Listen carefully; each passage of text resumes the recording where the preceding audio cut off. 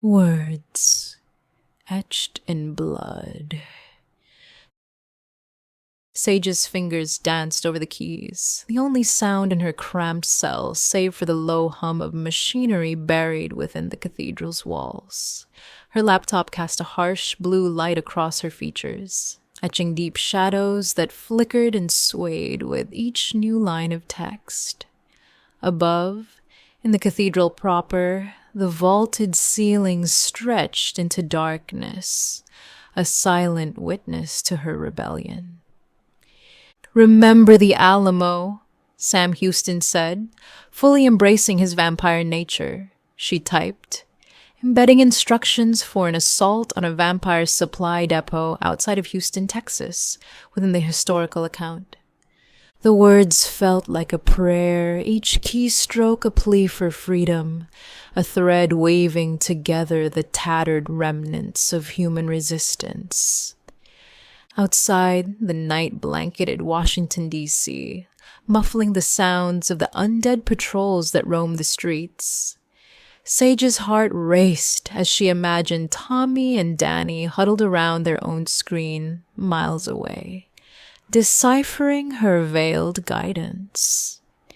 In the Blue Ridge Mountains, a soft ping echoed through the hidden control room of the Resistance base camp as Tommy's computer received the incoming decoded message from the hacktivists that were so loyal to his mother. He exchanged a glance with Danny, a shared spark of anticipation in their eyes before they buried themselves in the task of translation. Fan's word circulating the air in the command bunker. Maps cluttered the tabletops, radios crackled, and screens flickered with surveillance footage. A testament to the hope still flickering amidst the humans' despair. "Look here," Tommy whispered, pointing to a phrase nestled innocuously between lines about historical battle strategy. "The unexpected snow in April. It's a weak spot in the northern sector." Danny leaned closer, the scent of pine and damp earth from his worn jacket mingling with the musty air of the command center. His fingers traced routes on a map, plotting a course based on their mother's insights. They both knew the gravity of the information, the lives that hung in the balance. "Mom's risking everything," Danny murmured, his youthful voice barely audible above the soft whir of machines. His admiration for her was palpable, a beacon of hope in what seemed the endless night of their struggle. "And as much as I appreciate that, we gotta find out where they have her. We have to get her the hell out of there before they figure out who she really is and start torturing her for information. Once that starts, we are all fucked. No one person knows more about operations in the Resistance than she does." "She'd die before she spilled." Tommy, always the older brother, his voice a deep river, steady and sure, coursing through the landscape of the command center like a beacon of hope amidst the chaos. It was the voice of a warrior unshaken by fear and filled with the resolute determination to save their mother and their cause. "Nobody can withstand torture, Tommy," Danny mumbled. "Danny, if she spilled, she'd be signing our death warrants. She'd die before she'd do that." Tommy gave him a harsh glance.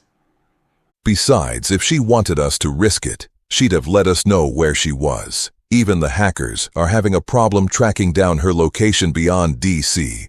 They think that is intentional, on her part." He looked once more at the map. "Eventually, they will pinpoint her location, and we will go in and get her. But not because we are scared that she will spill. Because we need her. We need the Wraith." Their connection to Sage was more than filial. It was the lifeline of the entire rebellion. And so, with hushed voices, they pulled up the satellite surveillance maps of the Houston area. They planned their next move, guided by the silent words of their mother, echoing through the digital void. Pilatus, draped in a black and crimson robe that swallowed the light around him, stopped pacing. The grand chamber, with its ornate tapestries and ancient stone, resonated with the hum of tension. His eyes flowed over the typewritten words of a report, and his lips thinned in irritation. He extended a pale hand, the veins like dark rivers beneath alabaster skin, and beckoned to the underling who had brought him the report, a vampire whose eyes flickered under the weight of his master's gaze. "Keep her under watch," Pilatus commanded, his voice cutting through the silence with the precision of a blade. "I want everything recorded. Every word, every sigh. Nothing escapes us. She is up to something, and I will know what it is." His icy blue eyes returned to the printout before him, searching for what lay hidden between the lines of Sage's careful prose. The underling bowed low, his nose well below his knees, his servility betraying his fear, then scurried away like a rat to dispatch additional surveillance to the cell where Sage wove her dangerous tales. Sage's heart pounded as she jolted awake from her nightmare, the taste of terror still bitter on her tongue. Sage sat up in bed, gasping for air as the nightmare faded away. Her vision blurred with tears, and sweat dripped from her forehead, stinging her eyes. Her heart raced wildly against her rib cage, and her chest heaved with shallow breaths as she struggled to catch her bearings once more. She was alone in her small, dimly lit cell, but the memory of the vampire fangs still lingered in every pore of her being. It felt as though they were sunk deep into her flesh, a mouth working against her flesh, to suck out every last drop of her blood as she writhed helplessly under their assault. She could still feel the icy touch of their hands against her neck, the strength of their long, wet tongue tracing the line of her collarbones as they supped upon her life force. The memory of the smell of fresh blood filled the surrounding air, making it difficult to breathe. Even the lingering scent of lavender on her pillowcase couldn't mask the coppery tang that hung thick, like a fog in her mind. Like an unwelcome visitor, the nightmare haunted, leaving behind images of terror and desperation. She remembered running through endless corridors covered in shadows, trying to escape their grasp, feeling their icy hands brush past her skin as she dodged around corners and through doors. The sound of their footsteps echoed off the walls with each step they took towards her, growing louder with every passing second. Their voices whispered promises of doom and death in lost languages, but understandable all too well by Sage's tormented subconsciousness. She swore she could still hear them laughing dementedly behind her, snarling at every missed turn or hesitation on her part as they hunted her. Her heart continued to pound in her ears even after she realized she was safe. It took several long moments before its frantic rhythm finally slowed back down to something resembling a normal pace. Sweat chilled on her skin when it met the cool air of the cell, sending shivers down her spine that nothing could seem to quell. Every movement seemed sluggish now. Moving felt like wading through the mud of a swamp as adrenaline gradually drained away like sand from an hourglass, emptying its grains one by one. Tears streamed down Sage's cheeks, unchecked, as she curled into a ball on top of crumpled sheets, dampened by more than just perspiration alone, fear, mingled with despair, painting a grim picture in her mind. It wasn't real. She whispered hoarsely to herself between shuddering breaths, words more prayer than reassurance. But deep down inside, she knew better. This wasn't some random nightmare spawned from late-night horror films or even an overwrought imagination. It held too much personal meaning for that comforting excuse. No, this was something else, something more horrific. As if Pilatus himself had entered her mind to cause havoc. In the throne room, amidst vampires who watched her like hungry hawks circling their prey, Sage tried to project an image of humble servitude, while her mind raced with subterfuge. Come, sit at my feet. You may ask your questions, and we'll talk about the past. Pilatus ordered, his voice resonating through the cavernous space as he motioned to a spot directly in front of his throne.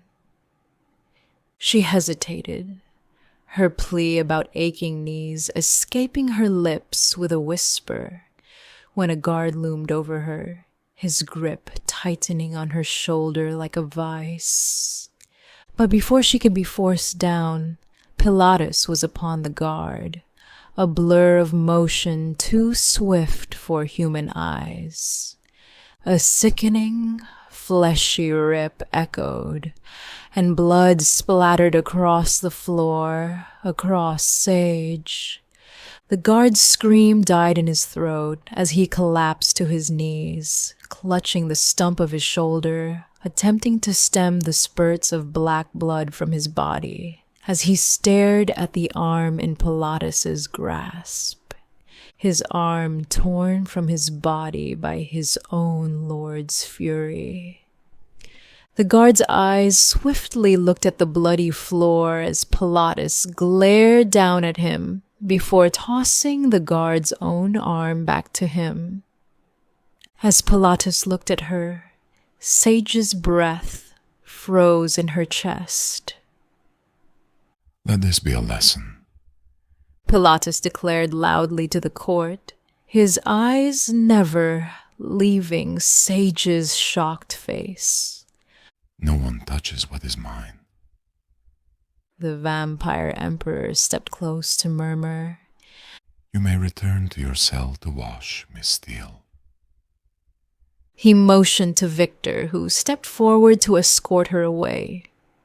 Sage's hands trembled as she hurried back to her dim cell, her heart pounding in her chest. Her footsteps echoed against the cold stone floor, and every shadow in the corridor seemed to loom larger than life. Behind her, Victor, ever silent, followed, his presence a constant reminder of the tense confrontation they'd just endured. Though he kept his distance, the air between them was thick with unspoken words and a shared unease, the gravity of their recent encounter with Pilatus pressing down upon them like a lead cloak. The new camera's red light blinked ominously from the ceiling corner of her cell, reminding her that her every move was now shadowed by the threat of discovery.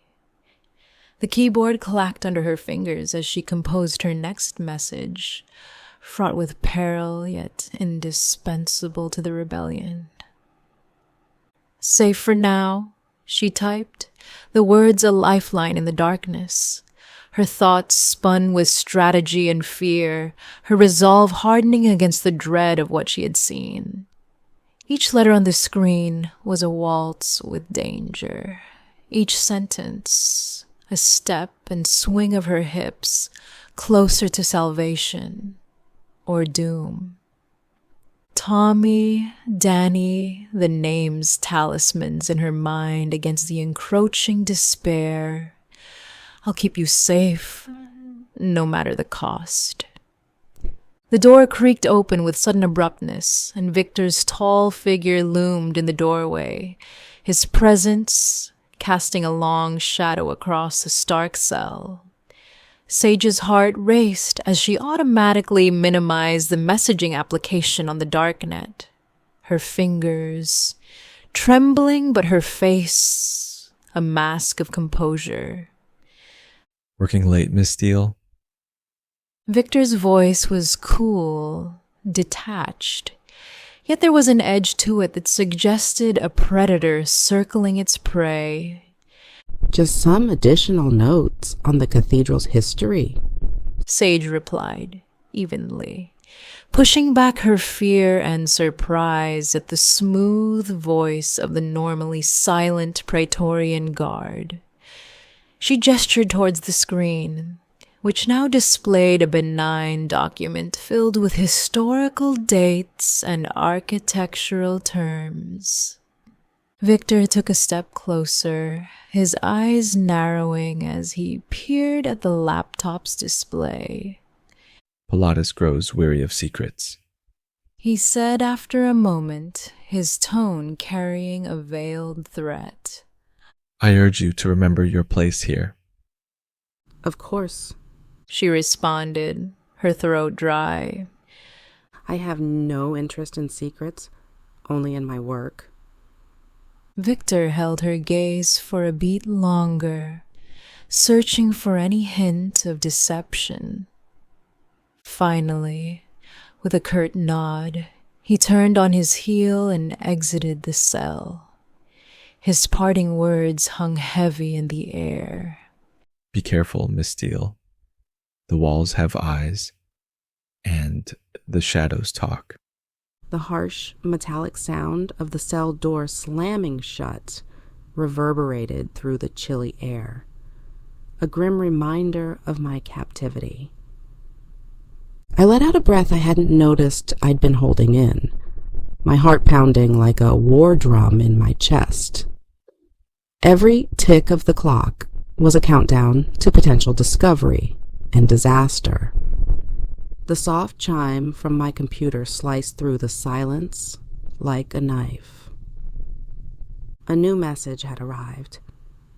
As I decoded the cryptic lines from Tommy and Danny via my hacktivist network, an icy dread seeped into my veins, coating my soul with frost. There is a traitor among us. The very thought sent tremors of panic coursing through me, threatening to shatter the humans' fragile resistance from within. Humans who betrayed other humans to the vampires were the worst of the worst, caring for nothing beyond themselves. Filthy cowards who were self-loathing, race traitors who cared nothing for the future of the world or their own species, or anything beyond their own lifespan. The Resistance hated these race traitors even more than the Fangers, their vampire overlords. At least the Fangers had a purpose amongst themselves. At least those bloodsuckers were driven by a primal instinct. Of course, their purpose was to feed off humans like humans fed on cattle. It was a twisted, fucked up purpose, but it still revolved around their survival. But race traitors? Race traitors would sell out their own mother to secure an easier life for themselves, or the hope they would be the last mooer in the chute.